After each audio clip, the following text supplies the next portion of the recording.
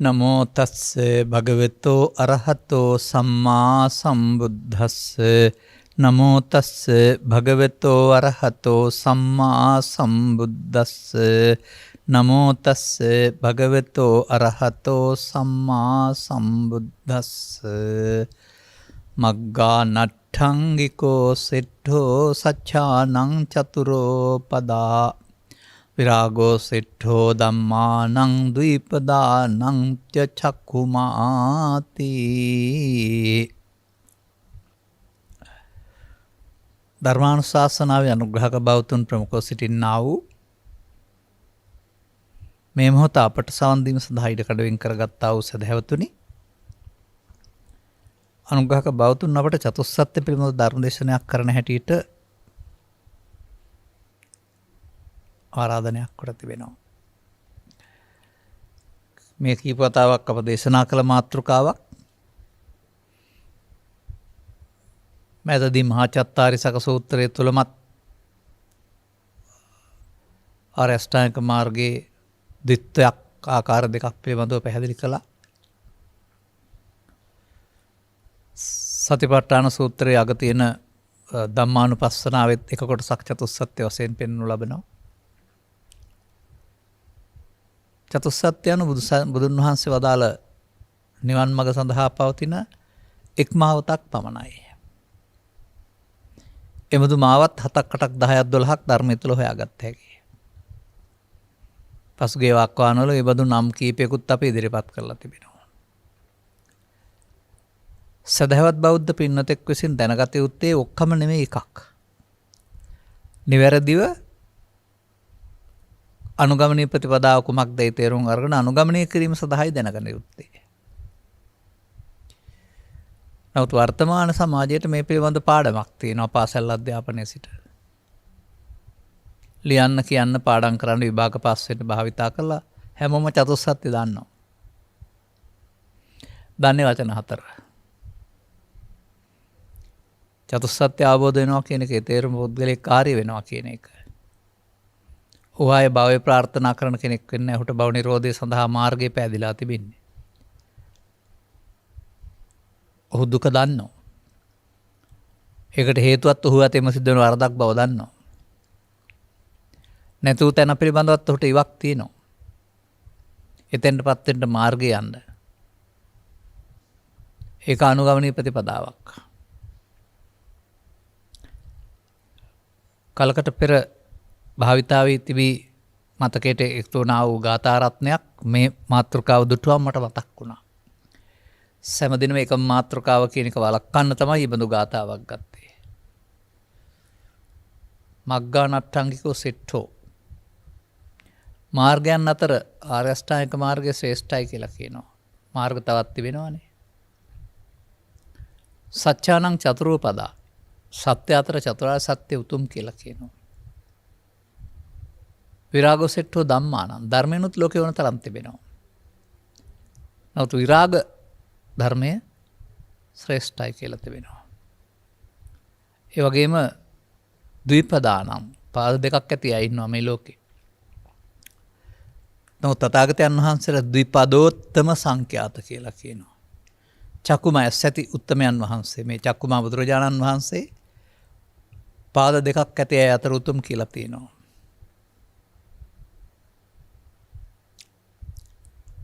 උන්වහන්සේ ලෝට හෙළි කළ දහම්හි මෙබැවින් මේ චතුස්සත්‍ය පිළිබඳව පාඩව ඉක්මවා යමින් ගෞතම සසුනක් තුළ ජන්මලාභ ලැබූ අය ආර්ය සත්‍ය දුක කොමක්දයි තේරුම් ගන්න වෙනවා. ජීවිතේ දුකයි කිය ඉන්නේ නැතුව සංසාරේ දුකයි කියලා ඉන්නේ නැතුව එමයි තේරුම් ගන්න ඕන. ආර්ය සත්‍ය විග්‍රහය කොමක්දයි තේරුම් ගන්න වෙනවා. එවිට මෙහෙම සඳහනක් ඔබට අපගෙන් මහන්ට ලැබිලා ඇති. යංකින්චි දුක්ඛං සම්භෝති සබ්බං සංඛාර පච්චය.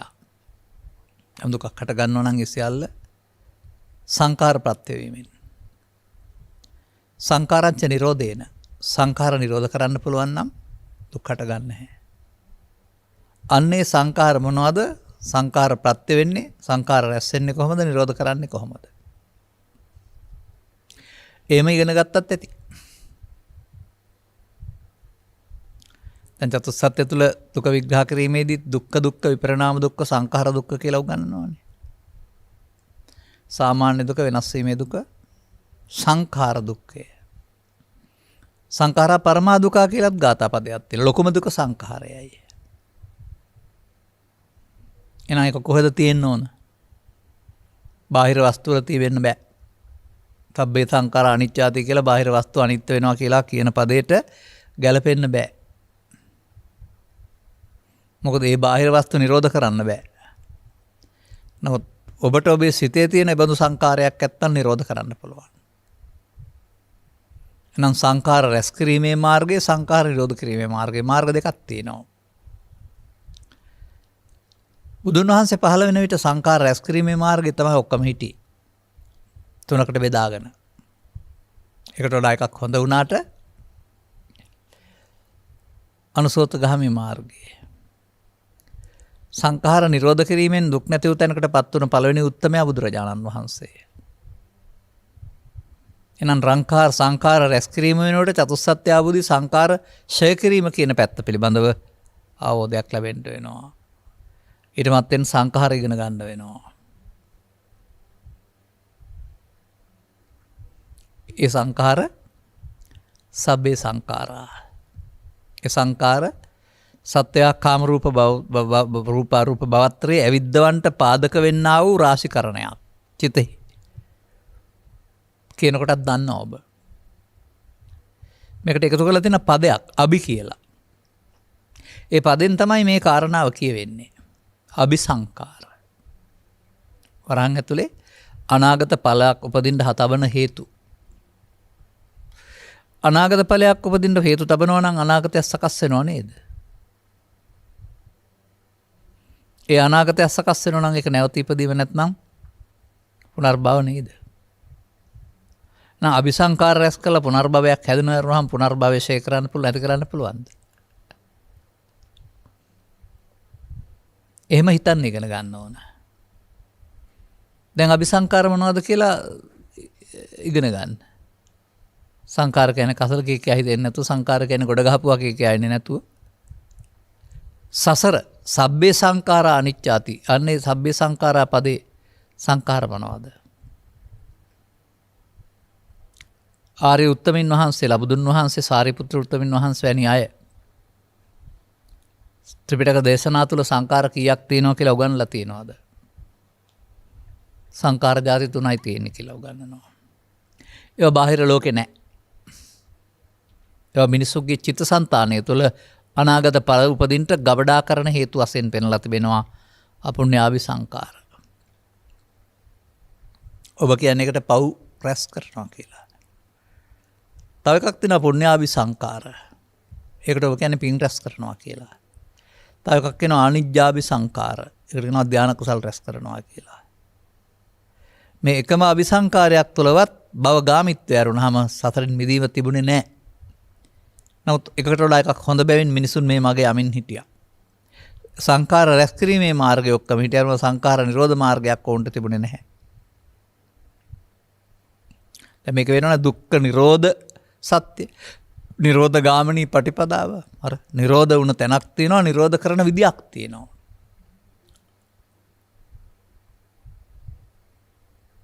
එනිසා ඔබ ඉගෙන ගන්න. ඔය කවුරුත් කියවට ගිරව් කියනවා වගේ උපදීම දුකයි, ලෙඩවීම දුකයි කියයිනේ නැතුව. මේවා කොහෙද තිබෙන්නේ කියලා උන්වහන්සේ සාරාංශ කරලා පෙන්නලා තිබෙනවා. සංකිට්තේන සාරාංශ කරලා කියනවා නම් මිනිස්සුන්ට දුක් ගෙනත් දෙන්නේ අටලෝ දහම නෙවෙයි. ඒක කවදත් තිබුණත් ඉදිරියටත් තිබෙන ලෝක ස්වභාවයන්. ඒවත් එක්කලා සම්බන්ධීකරණය කරන්න ගියාම ඔබේ හිතේ හැදෙනවා දෙයක්, පංච උපාදානස්කන්ධය කියලා. පංච උපාදානස්කන්ධය ඉගෙන ගත්තාම ඒක තුළ තියෙන දුක තේරෙවි. ජීවිතේ දුකයි කියන්නේ නැහැ එතකොට. පංච උපාදානස්කන්ධ ජීවිතේට පහළ වෙන එකක් නෙවෙයි. දවසටත් එකක් නෙවෙයි. 100,000 ගණනක්. ඒක තුල තියෙන දෙයි ඔබට පීඩා ගෙනත් දෙන්නේ ආතතිය ගෙනත් දෙන්නේ මේ බුදුන් වහන්සේ වදාළ ආර්ය සත්‍ය දුක කියන්නේ ලෝකේ තියෙන එකක් නෙවෙයි.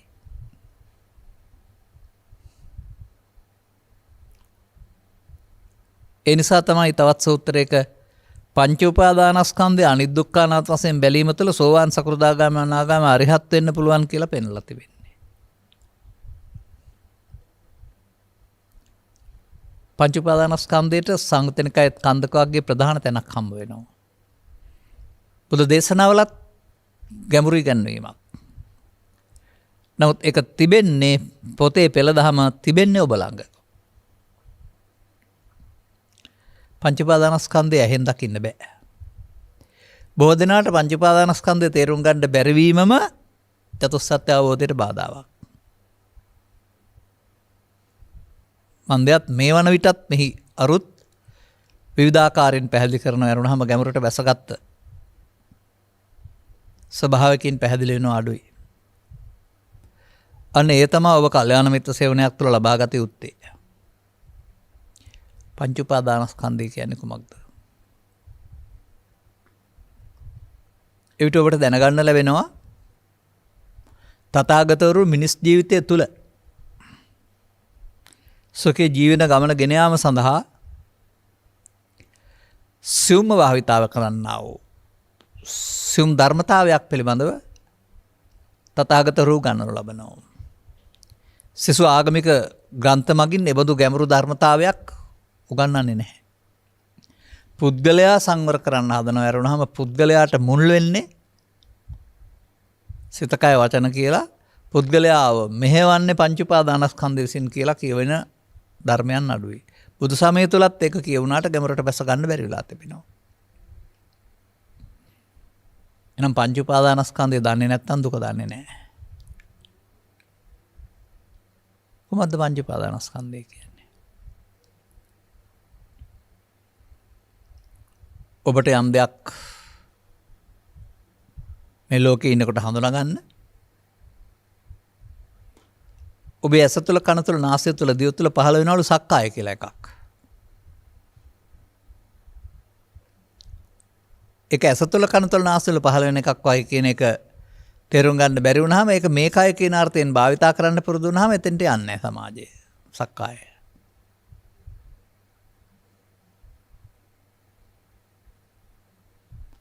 ඒ සක්කායට පහළ වෙන දේට එන දේ මම කොට ගන්න එකට පංච උපාදානස්කන්ධය කියනවායි කියලා තමයි සක්කායංච බික්කවේ සක්කාය සමුදයංච සමුදය ගාමිනී ප්‍රතිපදංච නිරෝධ පේන සක්කාය සූත්‍රයේ පෙන්වන්නේ. චුල්ල වේදාල සූත්‍රවල පෙන්වනු ලබන්නේ. එහෙනම් ඔබට සක්කාය හඳුනා ගන්න පුළුවන් නම් ඒක තුල තමයි මේ චතුස්සත්‍ය විග්‍රහ වෙන්නේ. පොත තුල හරි ලෝකයේ තුල හරි ශරීරය තුල හරි නෙවෙයි. ජීවිතය තුල හරි නෙවෙයි. එවත් මේ උපාදානට හේතු වෙන්නා වූ ස්කන්ධ පහට සක්කාය කියලා කියනවා. ඒකට එන දේ මම කොට ගන්නවට සක්කාය දිට්ඨිය බැඳෙනවායි කියලා කියනවා. අර දිට්ඨිය කියන එකේ තේරුම සංයෝජනයක් සසරට බැඳෙනවා කියන එක. ඒකම තමයි පංච උපාදානස්කන්ධය කියන්නේ. මේ උපාදානයේදී සසරට බැඳේ. ඒක ඉතින් අපිට ගැටලුවකුත් නැහැ. සෝපාදානස්ස කෝහං වච්ච උත්පත්තිම් පඤ්ඤාපේ උපාදාන සහිත වුණොත් ජීවිතය අතහැරුණාට උපාදාන සහිත නැමැති දෝෂය විසින් අදාළ පුනර්භවයක් ලබා දෙනවා. නමුත් මේ පදේ තියෙන නොඅනුපාදානස්ස කියලාත්. උපාදාන රහිත වුණොත් උත්පත්ති නැහැ.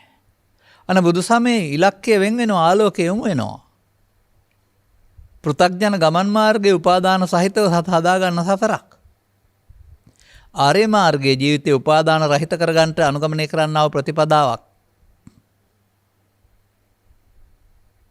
නමුත් එතෙන්ට අපට එන්න බැරි වුණේ අපි මේ වචන සරලව අරගෙන ලියන කියන පාඩම් කරගෙන ඒ තුලින් අපි දන්නවයි කියලා හිතන් ඉන්න නොගැඹුරු බුද්ධාගමක් තුල හිරවීම.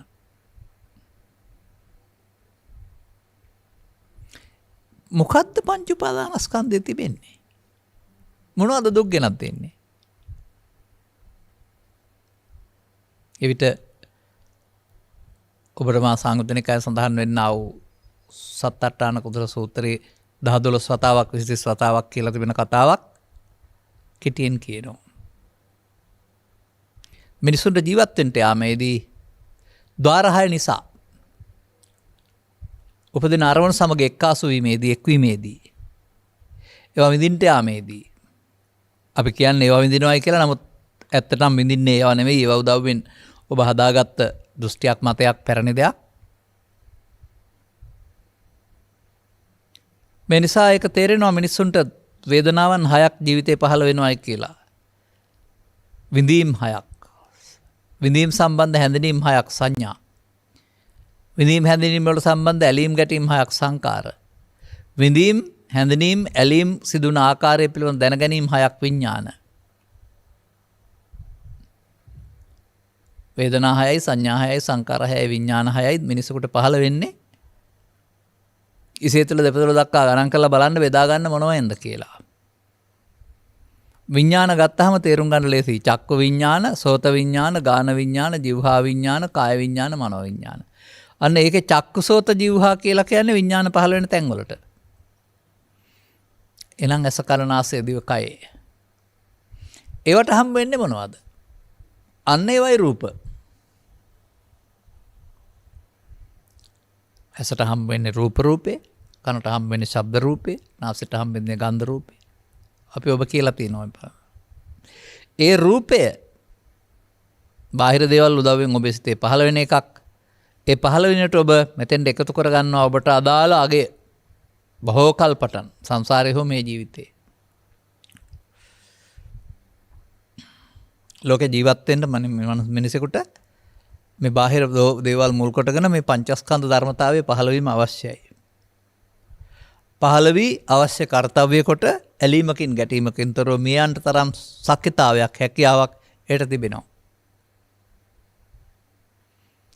ඒ ශක්තිතාවයට අපි විකෘතිභාවයක් දීලා වෙනස් කිරීමක් කරපු නිසා තමයි අපට සතර ගමනක් ඇවිදීමක් දුකක් තිබෙන්නේ. ඒ අතහර්ථයට පිළිගන්න බැරුව අපි ඉන් පිට පැනලා. එනිසා පංචස්කන්ධයේ වරදෙහි බැඳීම, පංචස්කන්ධය කෙරෙහි වරදෙහි බැඳීම පංච උපාදානස්කන්ධය කියලා කියන්න වෙනවා. පංචස්කන්ධා දුක්ඛා කියලා දේශනා කරපු දහම් පාඨයක් මුළු ත්‍රිපිටකයෙන් තුරා මට හම් වෙලා නැහැ. එනිසා අප ඔබට කියන්නේ ජීවිතයේ දුකයි කියලා කිය ඉන්න එපා. ඒ මොහොතේ උපදින පංච උපාදානස්කන්ධයෙන් ඔබට පීඩාගෙනක් දෙන්නේ මොකද්ද කියලා හොයාගන්න. මේක උපදින හැටිත් තථාගතයන් වහන්සේ පැහැදිලි කරලා තිබෙනවා. ඔබ මේ ලෝකේ පහළ වෙනකොට ජීවත් වෙනකොට මේ ලෝකේ හඳුනා ගන්නට ඔබේ මේ පස්දොරට මේ රූප වේදනා සංඥා සංකාර කියනා ස්කන්ධ සමූහය පහළ වෙන්න ඕනලු. නිරන්තරයෙන්. දොරවල් 6ටම මුහුණ දෙන අවස්ථාවේදී. නමුත් ඔබ බුදුවරයෙකුගේ අනුශාසනා නොලැබූ බැවින් සහ දුකට හේතුව නොදන්නා බැවින් මේ පංචස්කන්ධයට එකතු වෙනවා. ඇලෙනවා.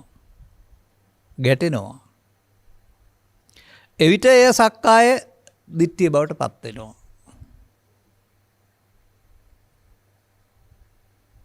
ඒකට තථාගතයන් වහන්සේ වගේම ධම්මදින්නාව ප්‍රකාශ කළේ ඒකට එන දේ මමත්වෙන් ගැනීම.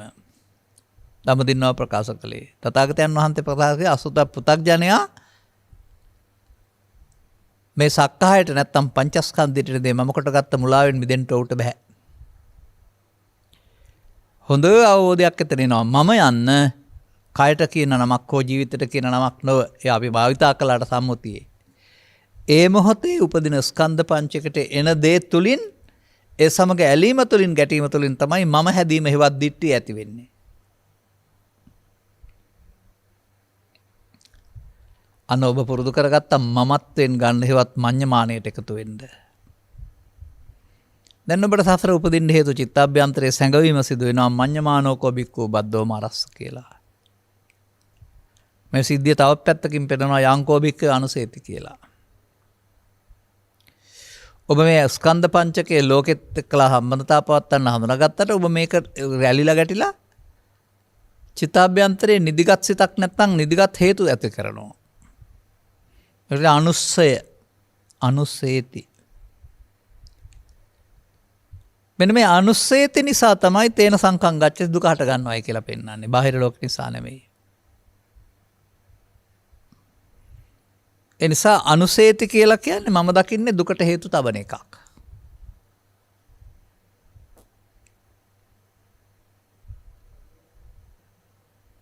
තේන එයින් සංකත ධර්මයන් හෙවත් පංච උපාදානස්කන්ධ හට ගන්නවා. මා දකින්නේ අනුසය තැවීම පෞද්ගලික ක්‍රියාවලියක්. තම තමන්ට අදාළ ආකාරයෙන් ඇලීම් ගැටීම් තුළ. ඒවංපි තණ්හානුසය අනුහතේ නිබ්බන්තති දුක්ඛ ඉදං පුනප්පුනං කියන ගාථාවෙත් වෙනවා. ඔන්න ඒ වගේ උපමාවක සහිතව. තණ්හා අනුසය ඇතිතුරු ඔබට දුක් හට ගන්නවා. එහෙනම් දුක් හටගන්නේ බාහිර ලෝකයෙන් නෙවෙයි. තණ්හා අනුසයෙන්. තණ්හා අනුසයට යන්නේ කොහෙන්ද? තණ්හාවෙන්. දුකට හේතුව තණ්හාව.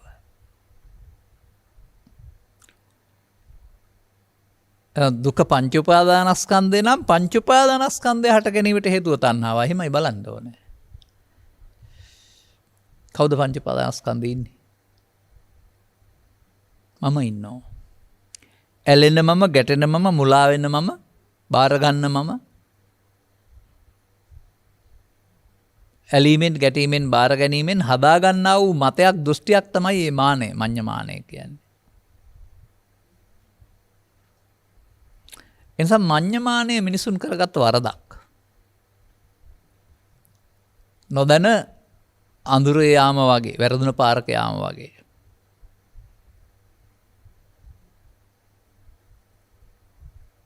මේ නිසා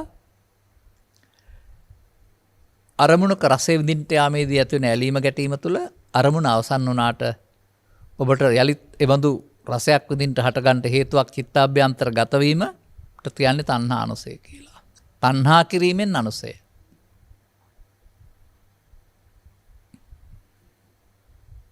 දැන් අර පාසලේ ඉන්න කාලේ ධර්මශාලාවේ ඉන්න කාලේ වගේ හිතන්න පුරුදු වෙන්න එපා. තණ්හාව නැති කරන්න ඕන. දන් දෙන්න ඕන. ඉඩ කඩන් ටික ඔක්කොම ටික පන්සලට හෝ මහලු නිවාසයකට හෝ වැඩිහිටි නිවාසයකට පරිත්‍යාග කරපුවාම හරි. එහෙම නැති වෙන එකක් නෙමෙයි ඒක. ඊට පෙර තණ්හාව තියෙන තැන හඳුනා ගන්න ඕන. ඕක ඉගැන්වීමේදී තනි වචනයක් වුණාට තව ටිකක් එහාට එනකොට තුනකට බෙදෙනවා. තුන් භවයේ ඇවිදින්න තියෙන මුලාව හේවත් කාම භව විභව තණ්හා කියලා. අපි අර භව විභව පැත්තකින් තියෙනවා අපේ ලෝකෙට අදාළ නැති බැවින්. එවිට කාම කියන එක අපි තුලින් දැක ගන්නට වෙනවා. කාම තණ්හාව පොතේ නෙවෙයි තියෙන්නේ තම තමන්ගේ. තම තමන්ගේ සිතට එන දෙයක් සිතට එන්න ස්ථාන හයක් උදව් වෙනවා. ඒ නිසා ඒකට කියනවා රූප කාම, ශබ්ද කාම, ගන්ධ කාම, රස කාම, පොට්ටබ්බ කාම, ධම්ම කාම. අන්න කාම හයයි. කාමයන් විඳින්නට යාමේදීවත් සමග ඇලෙනවා ගැටෙනවා. ඒ නිසා කාම උපාදාන කියනවා. අන කාමතෝ ජායති සෝකෝ කාමතෝ ජායති බයං. ශෝක බය හටගන්නේ කාමයන් උපාදාන නිසා. විපමුත්තස්ස මිදෙන්න පුළුවන් නම් ඔබට. නැති ශෝකෝ ශෝකයක් නැත. කුතෝ බයක් බය නම් කොයින්ද කියලා තමයි බුදුහාමුදුරුවෝ ප්‍රශ්න කරලා තියෙන්නේ. එනිසා මේ තණ්හානුසයට තබන්නේ අවුරුද්දට එක සැරේයිද ජීවිතේට එක වතාවයිද කොහොමද ඒක වෙන්නේ? පුතග්ජනයට තේරුම් ගන්න බෑ. මන්දයත් මේ ආර්ය මාර්ගය විස්තර කිරීමේදී ආර්යයන් සඳහා එක මාර්ගයකුත් අනාර්යයන් සඳහා තවත් මාර්ගයකුත් පැහැදිලි කරලා තිබෙන බැවින්. අනාර්ය මාර්ගයේ හේතු තබන එක කියවෙන්නේ නැහැ. ඒක භවගාමීත්වයේ සුගතිගාමී පැත්ත විස්තර කරනවා. ඒක සම්මාදිට්ඨියක් වුණාට ඒක භවගාමී සම්මාදිට්ඨිය. ඒක තමයි අපි මහා චත්තාරිසක සූත්‍රය පැහැදිලි කරමින් පුද්ගලයා තුළ සම්මාදිට්ඨිය පංචස්කන්ධයේ පංච උපාදානස්කන්ධය තුළ සම්මාදිට්ඨිය කියලා දෙකක් තියෙනවා මේකේ කියලා පැහැදිලි කළේ. ඔබ මේක සවන් දීමේ ප්‍රතිඵලයක් වෙන්නත් පුළුවන් මේක ඉල්ලන්නේ නැත්තේ. අතත් කමක් නැහැ. ඒ පුද්ගලයා තුළ සම්මාදිට්ඨිය ලෝකේ ඕන තරම් විස්තර කරලා තියෙනවා. ඒ නිසා මායකට යන්නේ නැහැ. කරාට ආරිමකට එන්න බැරි නිසා. පංච උපාදානස්කන්ධය තුළ.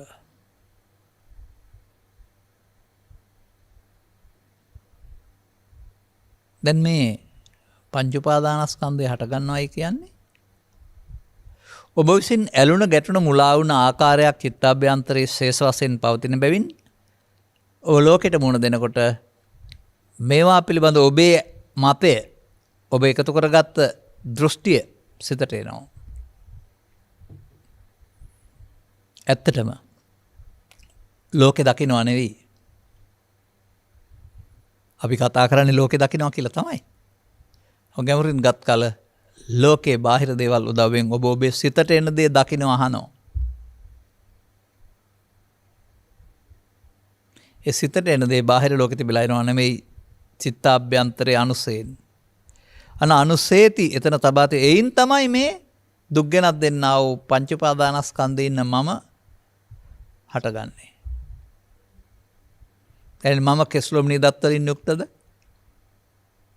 නැහැ. ඒ ඇලීමෙන් ගැටීමෙන් යුක්තයි. ඇලීම මම, ගැටීම මම, මුලාව මම. ඒ ආපු හැඟීමක් සමග ඔබ කිසියම් ආකාරයක ආසක්ත වෙනවද? ඇලෙනවද? ඒ ඇලෙනවට ගැටෙනවට කියන නමක් තමයි මම කියලා කියන්නේ. එහෙනම් අර පංච උපාදානස්කන්ධය කියන එකේ ඇලීම හරි ගැටීම හරි තියෙනවා. දැන් මේක මොනවද තිබෙන්නේ? මේක තිබෙනවා දැවෙන තැවෙන අවස්ථා ගොඩක්. අන්න ඒක තමයි දුක කියන්නේ. පංච උපාදානස්කන්ධය තුළ තිබෙනා වූ දැවීම තමයි දුක කියන්නේ. ජරා ව්‍යාධි ශෝක පරිදේව දුක්ඛ දෝමනස් උපායාස සම්භවಂತಿ කියලා එහෙම කතා කරනවා. 11 මහා ගින්න කියලා තව කතා කරනවා. එතකොට එය තුල තිබෙන දේ පමණයි. පෙරපසු කතාවක් ඕන නැහැ.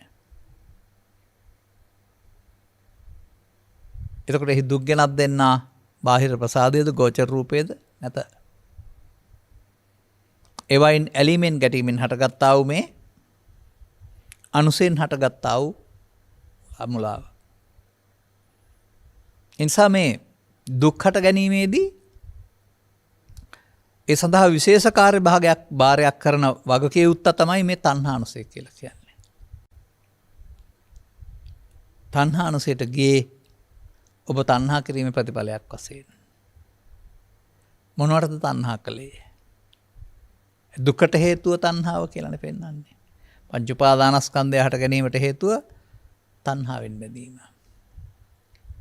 ජීවිතේට එක වතාවද කාම රූප අරූප වශයෙන් තුන් වතාවද නැත්නම් ඊට වඩා සියුම්ද?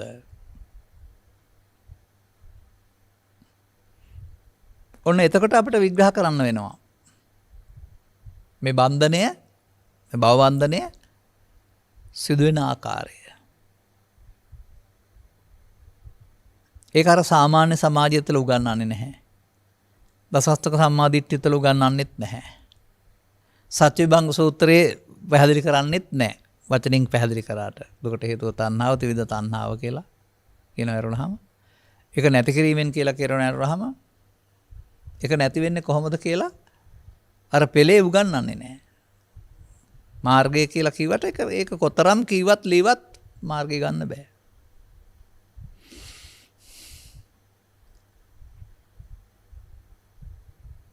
අපට මොන ගැහෙනවා? ස්වාමිනී මම කියලා කියනවා.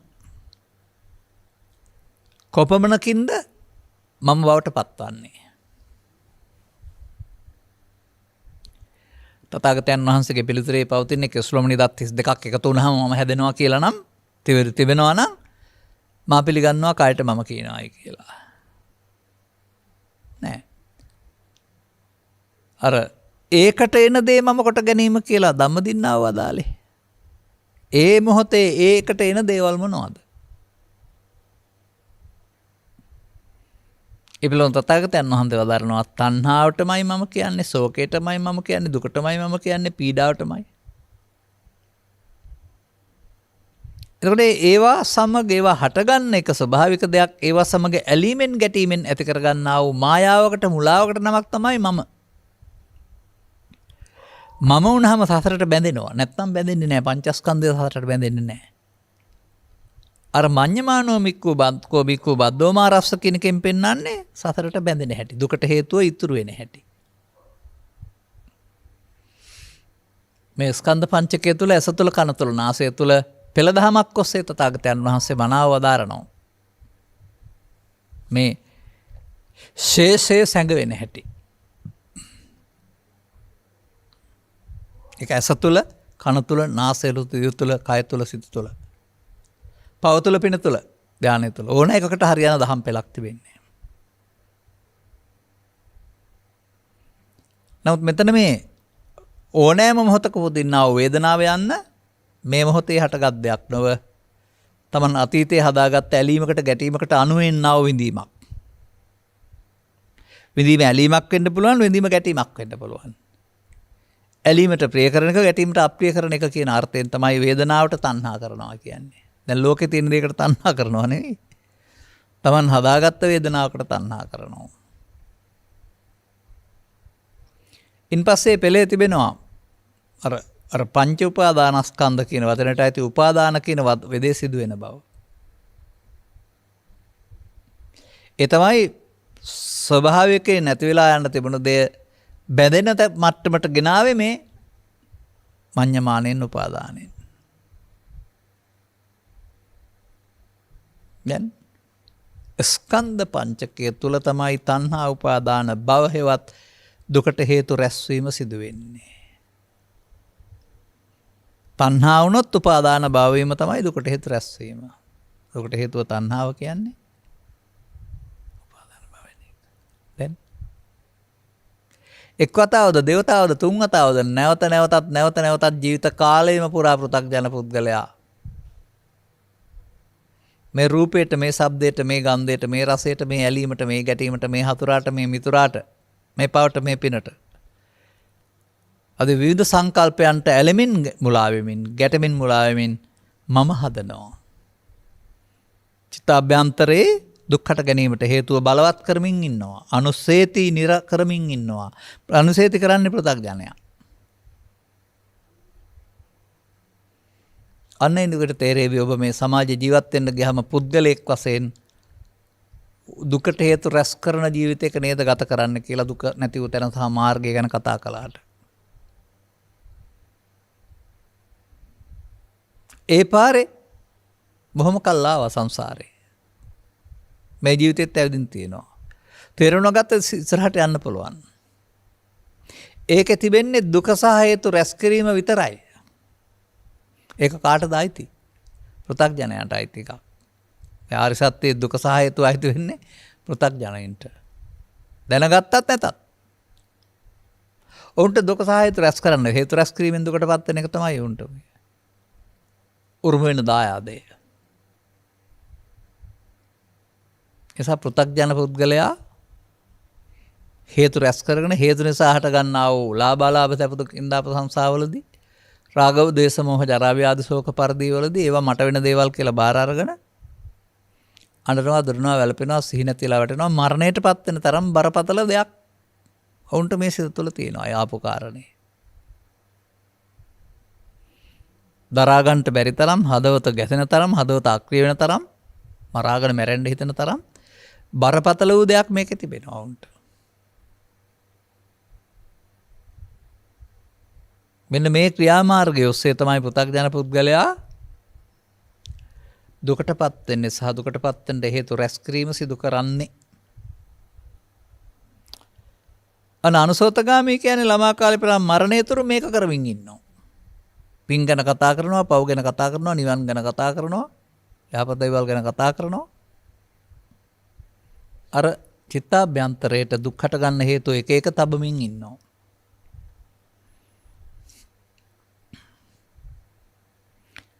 තවන ආකාරය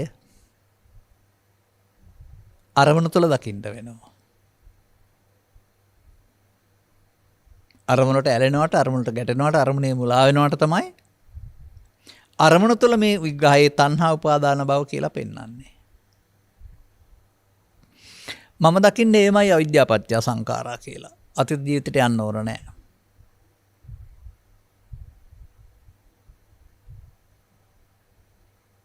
එමනම් මේ දෙක තමයි සාමාන්‍ය මිනිසුන් කරමින් ඉන්නේ. පෘථග්ජන පුද්ගලයන් වශයෙන් ඉපදලා පංචස්කන්ධේ පංච උපාදානස්කන්ධේ බවට පත් කරගෙන ඒ තුළින් තණ්හානුසය බලවත් කරමින් චිත්තාභ්‍යන්තරයට එන්න කාම විතරක ව්‍යාපාද විතරක විහිංසා විතර සංඛ්‍යාව බලවත් කරමින් ඔහු දුක සහ හේතු රැස් කරමින් දුක් අගාධයට යමින් ඉන්නවා. බුදුන් වහන්සේ දේශනා කළත් නැතත් ඒක තේරෙන්නේ නැහැ. නමුත් කරමින් ඉන්නේ ඒක. එනිසා මා දකින්නේ පෘථග්ජන පුද්ගලයාට වළංගු නැති බලපත්‍ර නැති මාවතක් තමයි නිරෝධ යසහ නිරෝධගාමිනී පටිපදාව. නමුත් වැදගත් වෙන්නේ නිරෝධය සහ නිරෝධගාමිනී පටිපදාව නැති වූ තැන සහ නැති කරන මාර්ගය. බුදුන් වහන්සේ කළ දෙයක්, කාර්ය පුද්ගලයන් කළ දෙයක්, ඔබ අපට කරන්න තියෙන දෙයක්.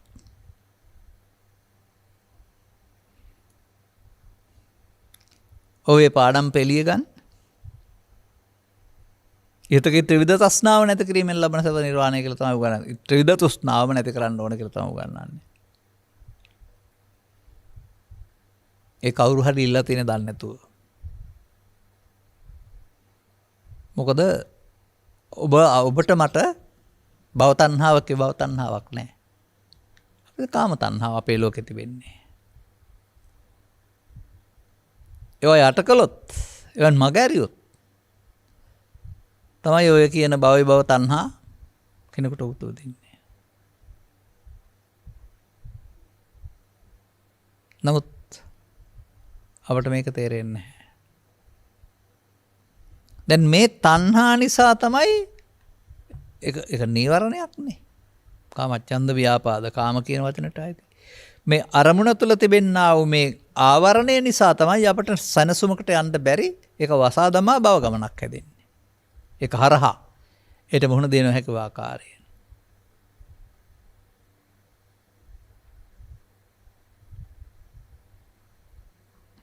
ඉහතකී ත්‍රිවිධ තෘෂ්ණාව නැති කිරීමෙන් ලබන සැපත කියලා ගත්තට ඔබේ අරමුණ තුල ඒකට එන තණ්හාව ලෝකේ තියෙන ප්‍රශ්න තමයි නැති කරන්නේ කොහොමද? තණ්හා වුණොත් උපාදාන භාව වෙනවමයි. නැති කරන්නේ කොහොමද කියලා අපෙන් අහනවා ඉතින්.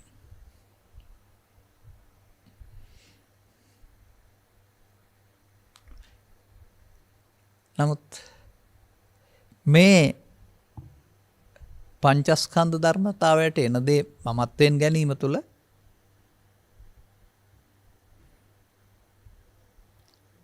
ඔබ ඒ සසරට බැඳීම නැත්තම් මායයට බැඳීම මඤ්ඤමානීය ප්‍රතිඵලයයි. ඒ බොහෝ කල් ඔබ පුරුදු කරගත්තා වූ වැරදි සිහියක්, වැරදි මුලා මාවතක්. මේ කටයුත්ත මෙසේ යන්නට නොදෙන්නට ඔබ අලුතෙන් සිහියක් එකතු කරලා පාර වහන්න ඕන. වෙනත් පාරකට හරවන්න ඕන. අනර මාර්ගය සඳහා භාවිතා කළ හැකි වෙනත් පුරුද්දක්, වෙනත් ශක්තියක්, වෙනත් බලවත් බවක් සාමාන්‍ය සමාජයට ඒ පුරුද්ද ඇති වෙලා නැහැ.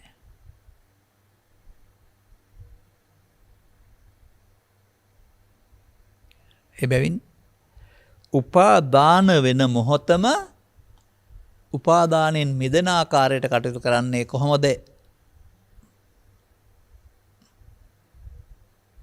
අනේක තේරුම් ගත්තාම ඒක තමයි මාර්ගය. මම ආර්ය අෂ්ටාංගික මාර්ගය ඔක්කොම විස්තර කරන්න මෙතන යන්නේ නැත්තේ. ඒ බඳු කාලයක් මට නැහැ. ඒ මොහොතේ ඉහතකී තණ්හාව නැති වූ තන ඒ තණ්හාව නැති කරන මාර්ගය. ඒක රූපද, ශබ්දද, ගන්ධද, රසද, පොට්ටබ්බද, කාමහරේ. තව මට නම් ඔකේ පුණ්‍ය තණ්හා, පාප තණ්හා කියලා තියෙනවා. පාපයට ගැටෙනවා, පාපයට කැමති අය ඉන්නවා. පින තුල සැප විපාක තියෙනවා, ඒකට ඇලෙන අය ඉන්නවා. එතකොට අර පාප තණ්හා කියන්නේ අපුණ්‍යාවි සංකාර, පාපේ මම වෙන එකට. පුණ්‍ය තණ්හා කියන්නේ පුණ්‍යාවි සංකාර, පින මම වෙන එක. ආනිජාවි සංකාර කියන්නේ ධානය මම වෙන එක. ඒකට එන දේ මම කොට ගන්නවා කියන බුද්ධ වචනේ තේරෙනවද? නම් පවෙන් මම හදාගෙන දුගතිගාමී වෙන්න පුළුවනි, පියෙන් මම හදාගෙන සුගතිගාමී වෙන්න පුළුවනි, ධානයෙන් මම හදාගෙන රූපය අරූපී බමතලව යන්න පුළුවනි. මට පෙන්වන්න පවද පිනද ධානයේද මඤ්ඤමාණයෙන් ගැලවිලා තියෙන කියලා නෑ. මඤ්ඤමානෝ කෝබිකු බද්දව මාරස්සමේ තුනටම හරි. ඔබ තුනේම ජීවත් වෙන්නේ නැති නිසා ඔබ දැනට ජීවත් වෙන්නේ පවේ සහ පිනේ නිසා අන්න ඒකට එන දේ. මමත්වයෙන් නොගන්නට දියුණු කර යුතු වැඩි යුතු දෙයක්. මේ ඉගැන්වීම තුළ තථාගතවරු පැහැදිලි කරනු ලබනවා අකුසලයෙන් වින්වීමට දියුණු කරන සතිය කියලා. ඒක තවත් තැනක ගන්නවා සිහියෙන් කටයුතු කිරීමයි කියන අප්‍රමාදය කියලා. මෙතනින් එහා පැත්තට මේ සම්මාදිට්ඨිය සම්බන්ධයෙන් ආර්ය මාර්ගය සම්මාදිට්ඨිය සමග වායාමයයි සතියයි උදව් වෙන බව. සම්මා සංකප්පයට සම්මා දිට්ඨිය සමග වායාමයයි සතියයි උදව් වෙන බව. සම්මා වාචාවට සම්මා දිට්ඨිය සමග වායාමයයි සතියයි උදව් වෙන බව.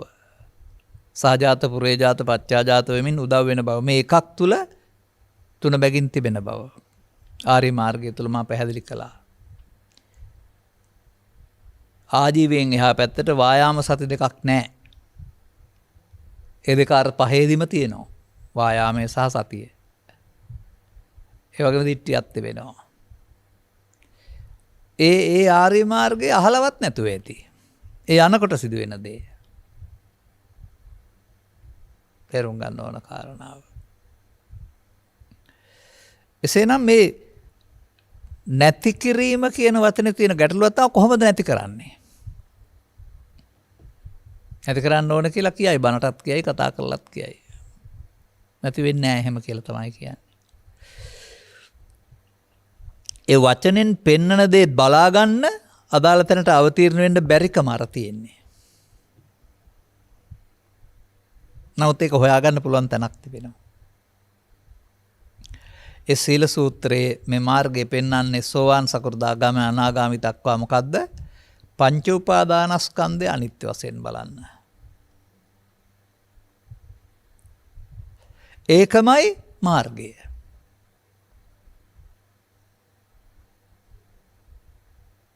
කොහොමද බලන්නේ?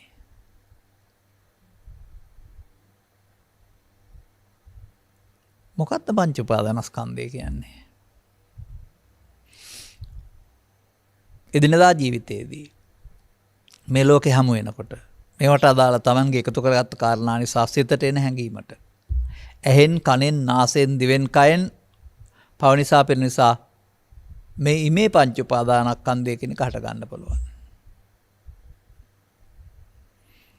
ඔබ මේ අනන්ත සංසාර ගමනේදී මේකට එකතු වෙමින් මොහොතකින් භව ගමන හැදුවා, සසර හැදුවා ඇරුණාම ඔබට මේක ඉවර කරන්න බැරි වුණා. ඔබගේ බලවත් පුරුද්ද වැරදි පැත්තට එකතු වීම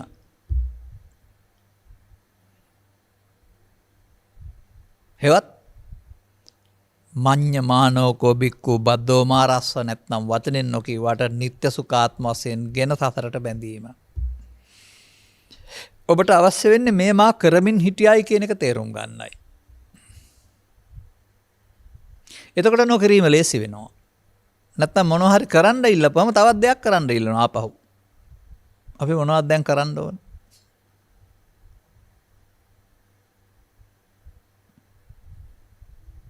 එම අහනවා. නමුත් මාර්ගයේදී කරන්න නෙමෙයි තියෙන්නේ. සීල සූත්‍රය මතක් කරගන්න. ඒ සීල සූත්‍රයේ හෝ නැත්නම් ප්‍රහාණ සංඥාවේදී අපිට මේ සිතට මේ හැඟීම් උපදින්න එපා, ඒවා වැරදි, පාලනය කරන් ඉන්න කියලා වදාරන්නේ නැහැ.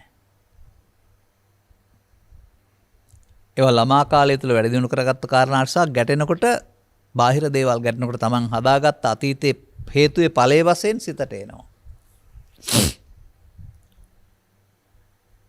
ඒ නිසා මම තකිනවා කාම විතර්කයක් පංච උපාදානස්කන්ධය, ව්‍යාපාද විතර්කයක් පංච උපාදානස්කන්ධය, විහිංසා විතර්කයක් පංච උපාදානස්කන්ධය. ඔකට එකතු වෙන තකමයි කාලේ මිනිස්සු. අදිවාසේති නප්පජහති නවිනෝදේති නබියන්ති කරොති නාන භවං ගමේති උන් සතර හදනවා. ඔය කියන වචන වලට අදාළ දේවල් කරමින්.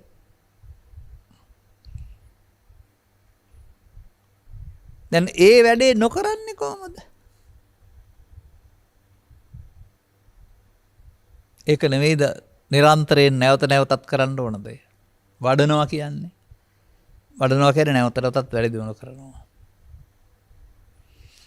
මේකට එකතු වෙන්නට පුරුදු කරගත්තා වූ කැත මෝඩ පුරුද්ද. එයින් පහ කිරීම සඳහා එතෙන්ට එකතු නොවීම සඳහා එතෙන්ට ඔබට ගේන්න කියලා වදාරනවා බුදුරජාණන් වහන්සේ. අකුසලයෙන් වෙන්වීමේ සඳහා භාවිතා කළ හැකි චෛතසික විශේෂයක් කුසල.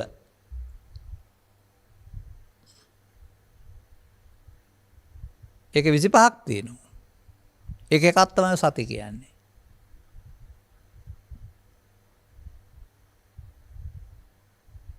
එයා අපේ ජීවිතයට අලුතෙන් එකතු කරගත යුතු නෑ. අර අනිත්ත ලෝභ දේශ මොහ කිරීමෙන් ලෝභ දේශ මොහ වඩනවා වගේ මේක භාවිතා කිරීමෙන් වැඩෙන්න ඕන දෙයක්.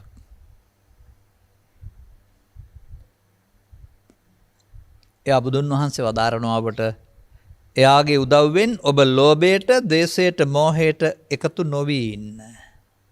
uppannam kama vitakkam, uppannam vyapada vitakkam, uppannam vihinsa vitakkam න අදිවාසේති පිළිගන්නට එපා, එකතු වෙන්නට එපා.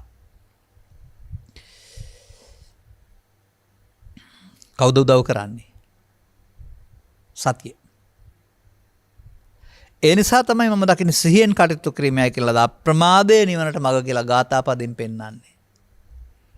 අනේ අපේ බෞද්ධ ජනතාවට, පෘථග්ජන ජනතාවට සතිය පිළිබඳ අර්ථය වෙනත් අර්ථකථනයක්. මෙතෙන්ට සතිය ගෙනත් එකතු නොවී ඉන්න අදාළ සතියක් වැඩි දියුණු කරගන්න බැරි වෙලා තිබෙනවා. අන්දත් සතිපට්ඨානය කියන සිහිය පිහිටුවා ගැනීම කියලා සිංහලෙන් පරිවර්තනය කරන. ඉතින් ඥාන ඉරියව්වක් ගන්න අමුතුවෙන් සිහියක් තියාන ලෑස්ති වෙනවා.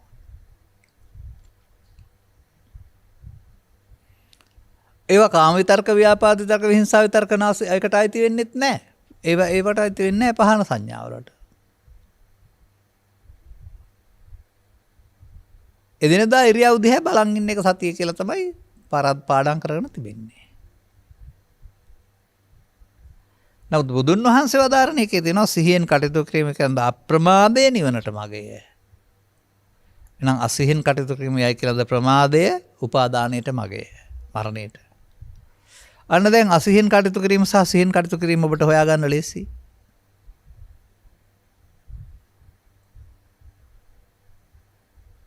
අසිහින් කටයුතු කිරීම තථාගත බුදු පියාණන් වහන්සේ ඇස තුළ, කන තුළ, නාසය තුළ, දිව තුළ එකතු වීම කියන සිද්ධිය විස්තර කරනවා.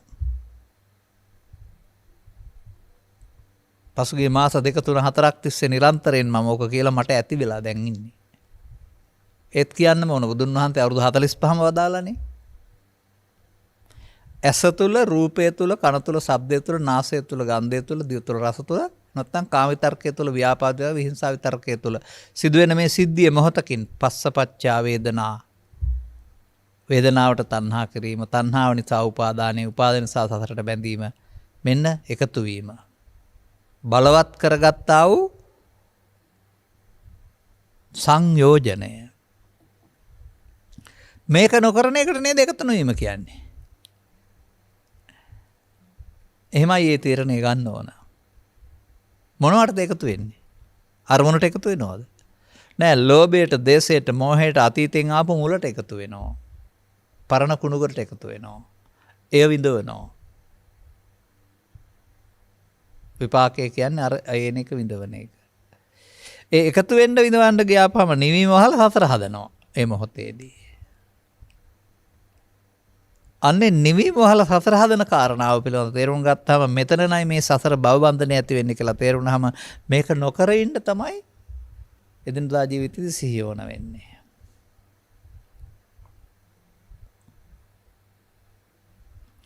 එනිසා ඔබට මේ හැඟීම් උපදීවි. ඔබ ඒකට කියාවි ඉන්නවා මැරෙනවා පේන්නේ නැහැ, කේන් තියනවා නැත්තම් යකා විශ්සනවා එහෙම කියලා වචනවල. ආන්නේ ඒ බාහිර කාරණයක් නෙවෙයි. ඒ තමයි ඔබේ ඇතුළත එළියට එන එක. ඒ තමයි ඔබේ ඇති හැටිය දැනට. මෙයා එළියට ඇවිදින් ඔබේ කාය වචන පාවිච්චි කරලා ඔබ පිස්සෙක් කරලා බවටපත් කරනවා සහ විශාල අවුලක් හදනවා. ඒ නිසා මම දකින්නේ ලෝකේ අවුල් හදන්නේ පුද්ගලයින්ව. ලෝභ දේශ මොහ විසින් කියලා. එයට එකතු වෙන්න එපා කියලා මේ පෙන්නන්නේ. ලෝභයට දේශයට මොහයට. එකතු වුණාම ලෝභ වඩේති දේශ වඩේති මොහ වඩේති. ලෝභස වැඩෙනවා එතකොට දුක. නමුත් ලෝභක්ඛය දේශක්ඛය මොහක්ඛය නිබ්බාන අර ෂය වෙන්නේ. එකතු වුණොත් නම් ෂය වෙන්නේ නැහැ. එකතු නොවුනොත් ෂය වෙනවා. මේ එකතු නොවීම කියන වචනේ තුල නැද්ද ආර්ය මාර්ගය ඔක්කොම?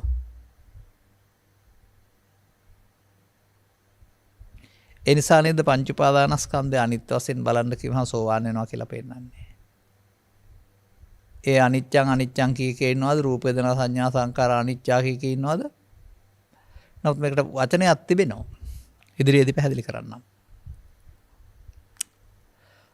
අසුරු ගසන සනක්වත් මොහොතක් තරම්වත් ඔබට අනිත්‍ය භාවනාව වඩන්න පුළුවන් නම් මහත්ඵලයි මහානිසංසයි කියන්නේ. කේසා අනිච්චා ලෝමා අනිච්චා නකා අනිච්චා කිය ඉන්නවටද? නෑ. බලමු අපි ඒකේ සූත්‍රයෙන්ම. අපුත්තක වැනි සූත්‍රයක සඳහන් වෙනවා. මා හිතනවා මේ අසුරු ගසන සැනක් අනිත්‍ය වඩනවා කියන්නේ පංච උපාදානස්කන්ධය එකතු නොවෙනවට. මොහොතකින් එකතු නොවෙනවට.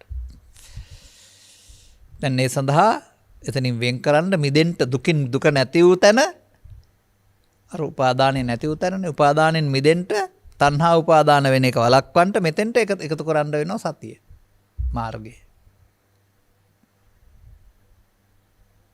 දැන් එකතු වීමට මම නමක් කළොත් නිත්‍ය සුඛාත්ම කියලා එකතු නොවී ඉන්න එකට නෙවෙයිද අනිත්‍ය කියන්නේ.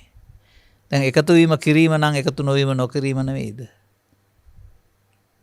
එකතු වීමේදී ජවන් ශක්තිය එකතු වෙලා බලවත් වෙනවා නම් එකතු නොවීමේදී කෙට්ටු වෙන පටන් ගන්නව නේද?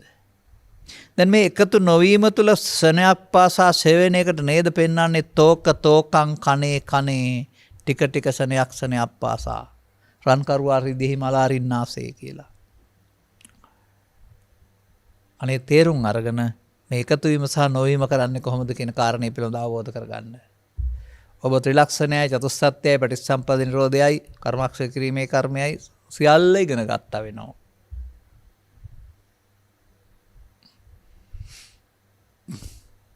ඒක අපිටතරම් අපහසු නෑ. නමුත් ඒකට සිහිය උදව් වෙනවා.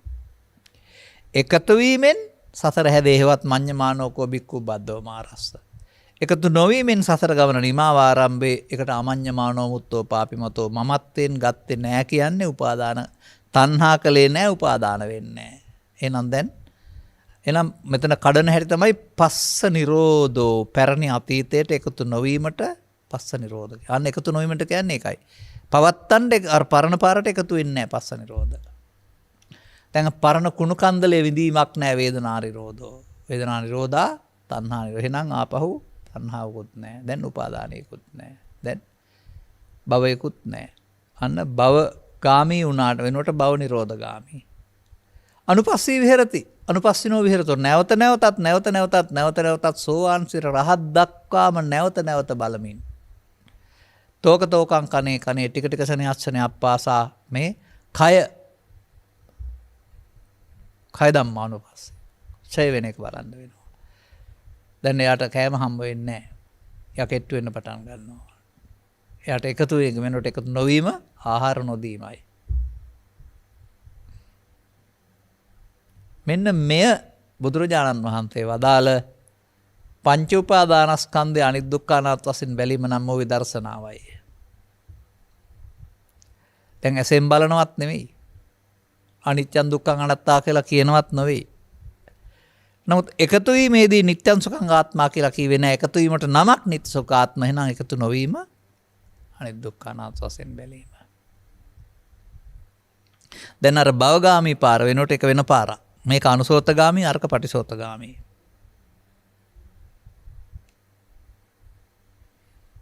මෙය කරන්න නැවත එතකොට ඔබට සම්මාදිට්ඨිය විතර වායාමයේ දක්වා මාර්ගය යනවා ඇති. ඒක පාඩම් කරගෙන යන්න හදන්න එපා. මේ වැඩේ කරනකොට මාර්ගය ඒක තමයි. දුක්ඛ නිරෝධ ගාමිනී ප්‍රතිපදාව. එතකොට යන්නේ වෙන තැනකට. අර ගියේ සසරට භවගාමීත්වයට දැන් යන්නේ භව නිරෝධ ගාමීත්වයට. බුදුන් වහන්සේ වෙත යන පාර. ඔබට මේ තේරුම් අරගෙන එදිනදා ජීවිතයේදී දිනු කරගත්ත සත්‍යයක් තුළින් මේ ලෝභයට, ද්වේෂයට, මෝහයට එකතු නොවීමෙන් උපන්නා වූ කාම විතරකයේ, ව්‍යාපාද විතරකයේ, විහිංසා විතරකයේ නාදි වාසයති කිරීම තුළින් මේ ප්‍රහාණයටපත් වෙන මග විවර කරගන්නට මෙම කරුණු පැහැදිලි කිරීම හේතු වේවායි කියන ප්‍රාර්ථනාව කරමින් මම කරුණු පැහැදිලි කිරීම මෙසේ අවසන් කරනු ලබනවා. මෙම උතුම් ධර්ම දේශනාවේ ප්‍රඥානාලිකාව තුළින් ප්‍රචාරය කිරීම සඳහා වැල්ලම්පිටිය වෙන්නාවත්තේ පදිංචි ජයන්ත පෙරේරා ඇතුළු පවුලේ සියලු දෙනා දායකත්වයෙන් දරා තිබෙනවා. අරමුණු අතර ප්‍රියන්ත ජයන්ත සහ සුමේදාගේ ආදරණීය දෙමාපියන් වන මීට වසර 22කට පෙර එනම් 1999 දෙසැම්බර් මාස 13 වන දින පරලෝ සැපත් වූ විශ්‍රාමලත් විදුහල්පති ඩී.ඒ. ස්ටීවන් පෙරේරා දයාබර පියාණන්ටත්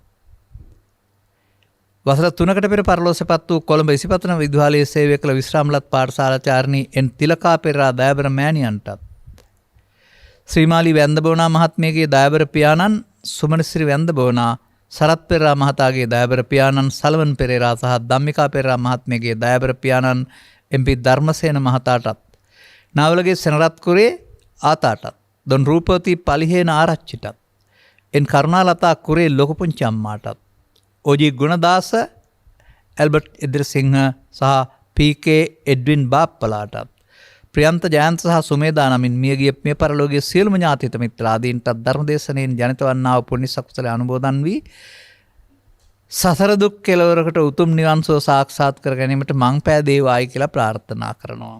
පින් අනුමෝදන් වී ජීවිතය සුවපත් වෙයි. බුද්ධ ආදී මහෝත්තම කල්යාණ මිත්‍ර සේවනය ලබාගෙන ත්‍රිලක්ෂණය අවබෝධ කරගන්න ඕන, දුක් කෙලවර කරගන්න.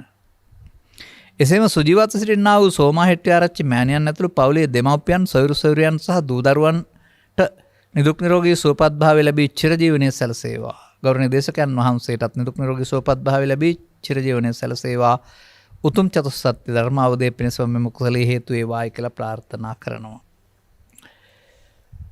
සඵල විය හැකි ඔබගේ යහපත් පැතුම් සඵල වේවා. අනුග්‍රහක බෞතුන් වශයෙන් කටයුතු කළ ඔබටත් මේ ක්ෂණයක් තුළ තේරුම් ගත යුතු මේ දුක හේතුව නැති වූ තැන මාර්ගය කියන එක තේරුම් ගැනීම තුළ ෂණ සම්පත්තියකින් අනුසෝතගාමිත්වය වෙනුවට පටිසෝතගාමිත්වය තුළ දුක්ඛ නිරෝධ ගාමිනී ප්‍රතිපදාවෙන් බුදුන් වෙත යන්නට මං පෙත් සැලසේවායි ප්‍රාර්ථනා කරගන්න.